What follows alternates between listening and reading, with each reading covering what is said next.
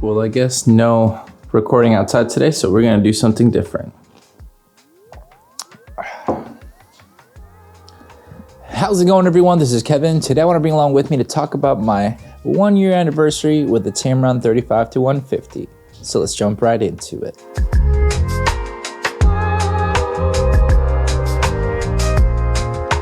So it's been about 1 year since I've owned this lens, and I want to talk a little bit of everything that I've loved and hated about it. That way, you know, if you haven't gotten it yet after watching my videos that I've done about it, maybe it'll help you a little bit more insight now that I have a longer term of using this lens around the world and just getting to use it pretty much daily. So the first thing that I really want to talk about still is just the price point that you're getting out of it. It's just been a phenomenal lens that you kind of to rule them all, if you will. So that has been still great in my honest opinion after this long. I haven't regretted one single bit of purchasing this lens to replace all my prime lenses that I was able to, replace in the focal range of this lens. Something with it that I think has been great is just the price really helped me out to reduce my overhead and cost for my businesses, that it just makes more sense to have a lens type like this when it comes down to having that zoom range for everything that I need. Which a thing that I think is most important when it comes down to choosing lenses is seeing how much are you going to be using it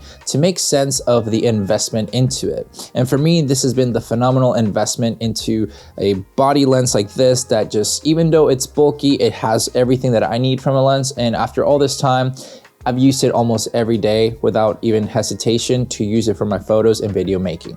Now, speaking about the size, that's something that I'm still, getting used to a certain degree, because I know how big the lens is and how much I can do with it, which I still love immensely with it. It's just one of the things that I do sometimes kind of go back to thinking is like, well, today I feel like shooting something just quick. I don't want to have a bulky setup, which obviously, as you see this lens, it's a bit of a bulky boy, but it still is a phenomenal kind of setup to have, because I don't have to bring too many prime lenses to kind of be thinking about what length I want to use to then only bring that one, and then all of a sudden I don't have the right focal length that I wanted to have. So despite of it being big and kind of chunky, if you will, I am able to create everything that I need to with it. So it's some sacrifices for the others just to have everything that I need. And after all this time, even traveling with it across Europe, even New York City and places like that, it has been phenomenal to still bring along despite of the size of it and how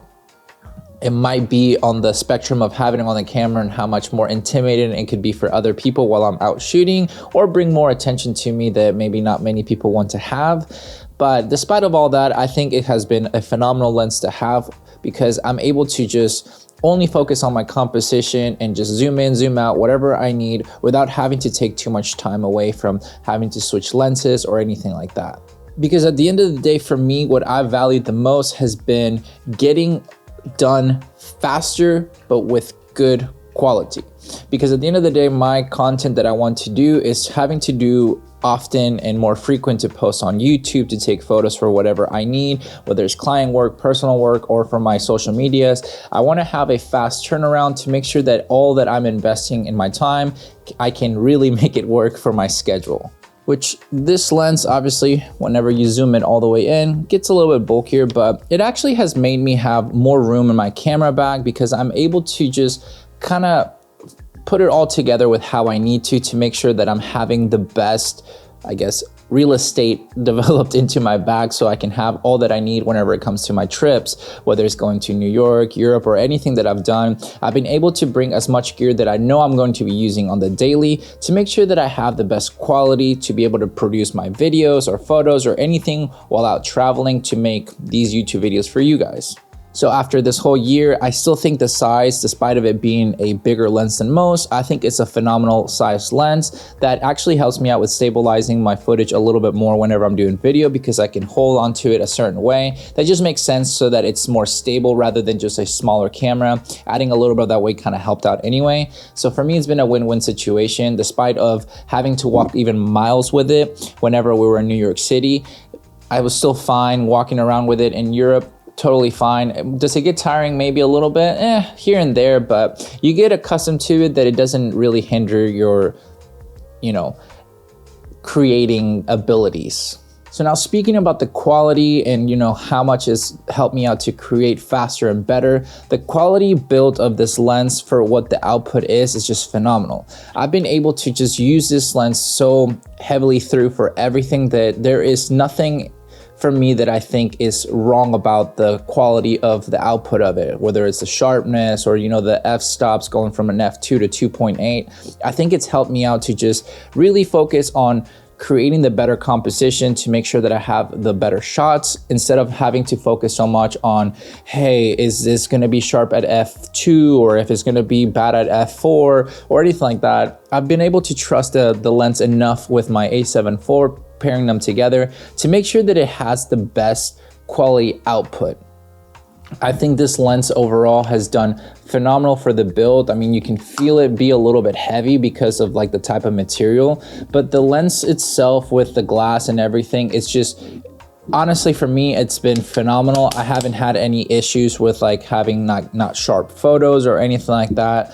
If anything, whenever it's not as sharp, it's because maybe I didn't nail the focus as how I would have liked it. But even focus and everything has been pretty sharp and accurate when it comes down to this lens. Because I know I get asked a lot, is the quality worth it because they're wanting to sell their primes or anything like that? And I honestly tell them that yes, it is. There's a reason why I don't have my primes, despite of maybe wanting to have like a smaller lens eventually of a prime lens just to kind of put on my camera and walk around and take photos. But recently, that's why I've been using my Fujifilm camera more and kind of investing in smaller APS-C lenses for that, so that if I want to just go out and shoot something more for fun, it's not really having to bring a big setup, I can do that. But having this for a fun setup and also professional, it kind of brings the best of both worlds for me, and it's worked out perfectly.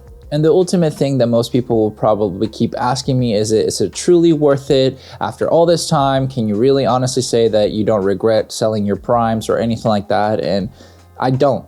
I really just don't regret selling my prime lenses for this lens, despite of still kind of liking to have just one focal range to challenge myself. But guess what? I can commit to that with this lens. If I only want to shoot at 35, I can lock it right there and it won't move from a 35. The only thing that I wish it would have had more is that if you want to shoot at a 50 and want to lock it at that you could have locked it, just so that it's not moving by accident and then you're having to find that frame again. That's something that maybe is a downfall in that aspect, because having to figure out the exact focal range that you're at, it sometimes gets a little bit hectic.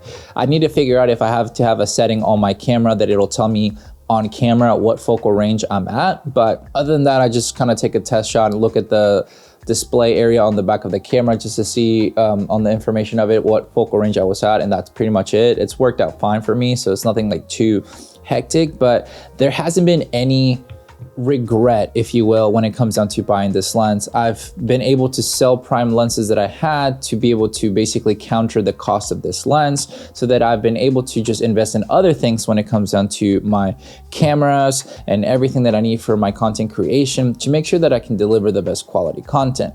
That way I'm not having to really focus so much on having to acquire more lenses or anything, because at the end of the day, the only thing that I think this lens would have done better and just become phenomenal would have been IBIS, because IBIS would have been so good to have with this lens. And I think maybe the next version of it will probably have it, because Tamron is probably not going to put out the best of the best just yet, because then they have no other reason to bring out a new lens or something.